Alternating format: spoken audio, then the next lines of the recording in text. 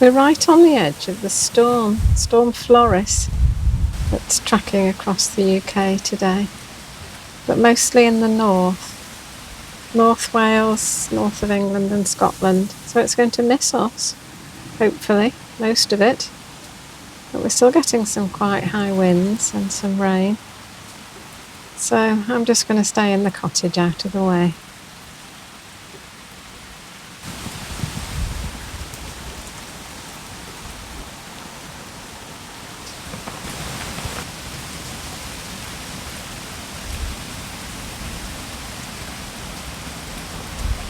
But that was yesterday, and today's today, and the sun is shining.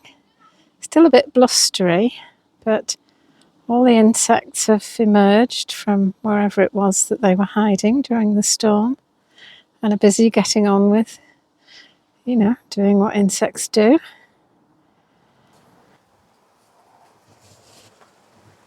Shwmae pawb. Hello everybody.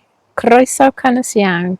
A very warm welcome to my wild Welsh garden here at the top of the Swansea Valley in South Wales in the UK.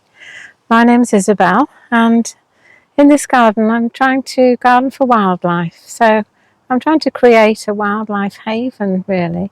A space where nature can thrive and a place where nature can recover.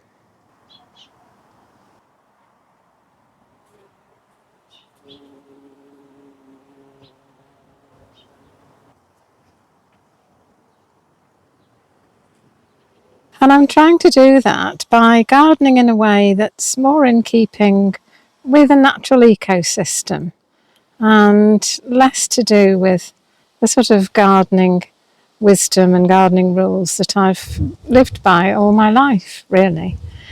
I don't know what I'm doing, so this isn't an expert channel by any means. This isn't a channel that tells you what to do. In this channel, I'm just sharing what I'm doing and trying things out, seeing if they work, seeing what wildlife I can have in my garden, and just sharing it with other people who are maybe doing the same or just maybe interested in trying to do the same. It's not been easy by any means. I have a lifetime of conditioning to overcome, but I'm getting there, I think, slowly. Yes, I'm really getting to love this wild and very, very messy way of gardening. I've talked a lot in recent videos about the native plants in these flower beds and the number of insects that I've been seeing on them.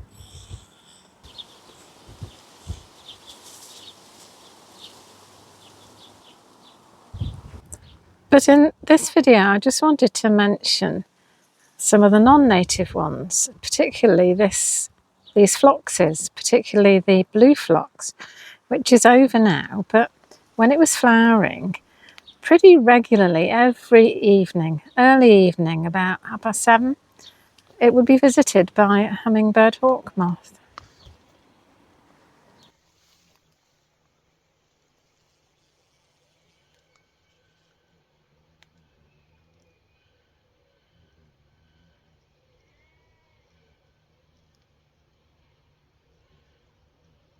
I've said a couple of times that I very easily suffer from plant FOMO, fear of missing out. Well, I also very easily suffer from insect FOMO. And two of the people that I follow, the rambling entomologist Trevor in this country and Gabby, who has a natural garden in Germany, have both said that they have found Hummingbird Hawkmoth larvae on their bedstraw plants.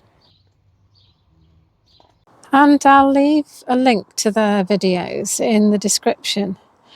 Now, I did think that cleavers were the larval food plant of the Hummingbird Hawkmoth, which is why I've left some in my garden, and which is why this one here is seeding furiously, getting ready to colonise the garden next year.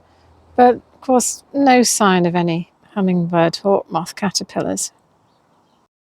But I think their preferred larval food plant are two of the other bedstraws, the hedge bedstraw and the lady's bedstraw.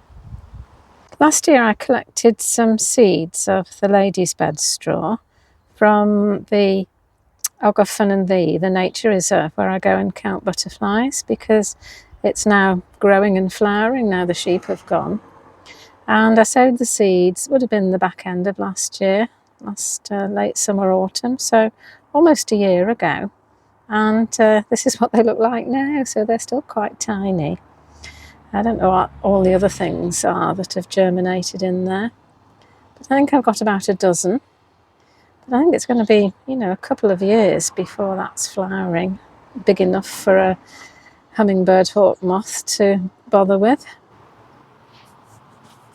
And when I made this wildflower meadow, I sowed seeds, but I also put in some plug plants, and there was some lady's bedstraw amongst those. And I think these are they. So still quite small and not big enough, I would think, for a hummingbird hawkmoth to bother with. So again, I think it might be a few years before I see any caterpillars on there. And while I'm here, I'll just show you what the wildflower meadow looks like now. Of course, most things have gone to seed. Most of the colour was from the Californian poppies and the red Shirley poppies anyway. There's still a few flowers on the Californian poppies. Mostly seed heads now. But the chicory flowers, just fabulous blue.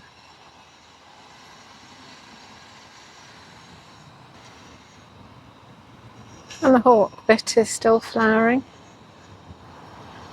And the wild carrot has mostly gone to seed, but there's still some flowers there.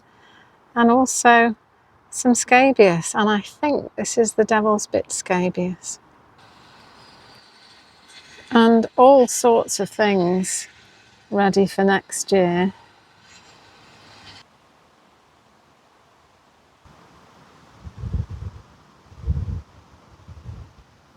And back to my fear of missing out on hummingbird hawkmoth caterpillars, because I don't have any decent sized bedstraw plants. And this is where our wildflower nurseries come in handy. And I have a very good one just down the road. It's called Celtic Wildflowers.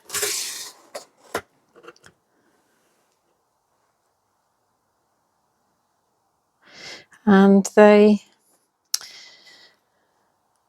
have locally sourced native wildflowers. They collect their own seeds, so I can be pretty sure that what I buy from there will grow here.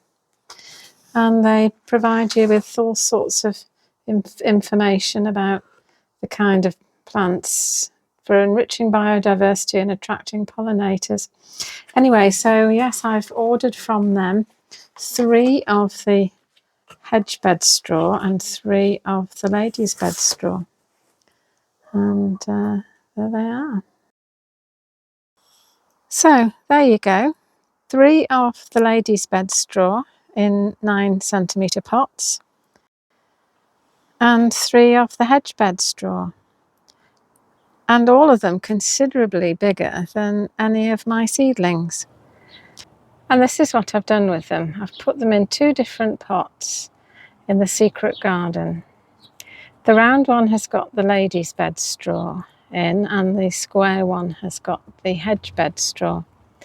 Lady's bedstraw has yellow flowers and hedge bedstraw has white flowers, and I believe that hedge bedstraw is a bit more sort of upstanding and robust, whereas the lady's bedstraw is a bit more delicate and a bit more floppy. And I know of quite a lot of lady's bedstraw actually, but do you know, I've been thinking and I can't think of any patches of hedge bedstraw around here at all. I mean, as its name suggests, one would imagine finding them in hedges, but yeah, I don't know of any. And I've put them here in the secret garden next to the lavender, because I have seen hummingbird hawk moths visiting the lavender. The lavender that is still full of bees. There's 1, 2, 3, 4, 5, 6, 7, 8, 9. 9 bees. And it's been flowering for, 2 months. It's the best lavender. I don't know which one it is. I don't know which variety it is. But it produces the most flowers, the biggest flowers, the longest flowering flowers, and the most attractive flowers to bees, bumblebees particularly. Yeah, so I think the lesson of that is take cuttings, and then you'll have some if something happens to this. And it's also not very far from the small buddleia, and I have also seen them visiting that. In fact, there was one there yesterday, but as soon as it saw me get my phone out, it shut off. And the blue phlox and the pink phlox are just the other side of the trellis, over there. And then there's the white buddleia behind the swing seat. And a huge white buddleia behind the greenhouse. And I have seen hummingbird hawk moths on there this year, and also 2 years ago. Didn't see any last year at all. So perhaps next year I can sit here and not just watch butterflies and hummingbird hawk moths on the flowers, but caterpillars munching on my bedstraw plants. And that would make me so happy. I've been sitting here for a while now, and I haven't really seen very many butterflies. And I haven't seen a hummingbird hawk moth. But I have been watching the bees on the lavender. And I've said before that I'm really rubbish at identifying insects, particularly bumblebees. I did try, but I've kind of given up. But I did go on a meeting run by the Wildlife Trusts about bees in our local neighbourhood, and they were telling us about cuckoo bumblebees. And cuckoo bumblebees lay their eggs in other bumblebees' nests, hence the name, because they're a bit like the cuckoo bird.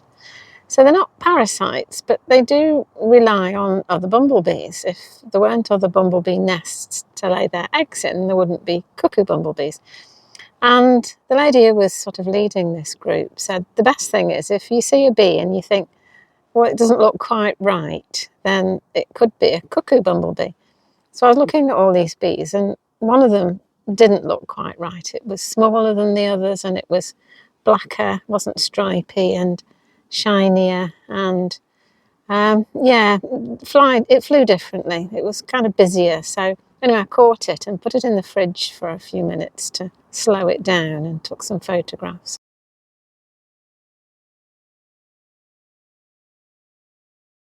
And I think it is a cuckoo bumblebee. I think it's something called a hill cuckoo bumblebee, which is found around here, as the name suggests, and we're on a hill. So yeah, that's a first for this garden. And it's 1 o'clock, so I'm just going to sit here on the swing seat with my glass of red wine and wish you all good health. Iechyd da. And please like the video, subscribe to the channel if you haven't already, and you're interested in seeing what I'm doing, what I get up to in my wild Welsh garden, wilding my garden, and just the kind of wildlife that I'm finding here now. And I'll see you in the next video. Bye! Hwyl fawr!